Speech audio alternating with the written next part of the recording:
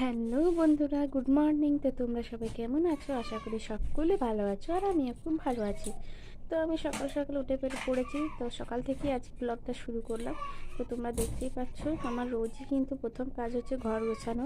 কারণ যতই গোছাই ততই ময়লা হয়। মানে ছোট বাচ্চা আছে তো, যেহেতু সেই জন্য ঘর দুয়ার একটু বেশি পরিষ্কার পরিচ্ছন্ন রাখতে হয়, আর রোজই নোংরা হয়। ছোট বাচ্চা জামা কাপড়, নিজেদের জামা কাপড়, তারপরে বড়টার জামা কাপড়, মানে রোজই আমাকে মানে গুছাতে হয়। রান্না বান্না পরে হয়, আগে আমি ঘর গুছাই, তারপরে হয়তো সব কিছু কাজ ছাড়লাম। আর এই দেখো মেয়ের স্কুল ড্রেস কী অবস্থা, কালকে স্কুল থেকে এসছে, যাকে আমার ফেলে রেখে দিয়েছিল, গুছাইনি শুধু, আর আমি আর সময় পাইনি। তো আমি এই যে ঘর জামা কাপড় সব গুছাচ্ছি এখন। চলো, আমি এইসব গুছানো হয়ে গেলেই রান্না বসাবো, তারপরে রান্না বান্না করে তারপরে আমি আবার তোমাদের সাথে আসবো।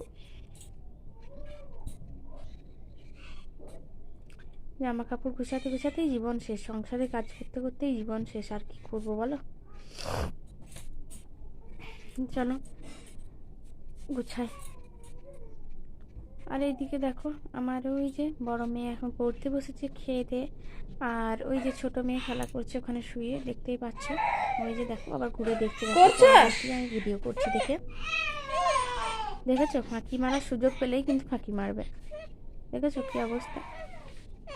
আর এইদিকে দেখো সব কিছু পড়ে আছে। সকালবেলায় টিফিন করেছিলাম, শুধু বরকে আর মেয়েকে রুটি আর তরকারি করে দিয়েছিলাম, তারপর আর কিচ্ছু রান্নাবান্না হয়নি।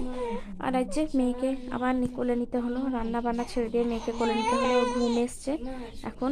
তো মনে হয় কতক্ষণ যে আমার এইভাবে রোজ দেরি হয়, আর 1.5 ঘন্টা ওকে ঘুম পাড়াতেই লাগে, ওই জন্যই কিন্তু আমার রোজ দেরি হয়। দেখো আর ঘুমাচ্ছেও না, দেখো কি অবস্থা।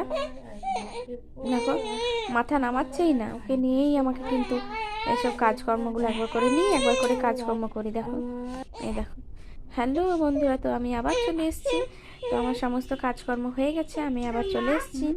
তো আজকের মতো ভিডিওটা এখানে, ততক্ষণে সবাই ভালো থেকো, সুস্থ থেকো।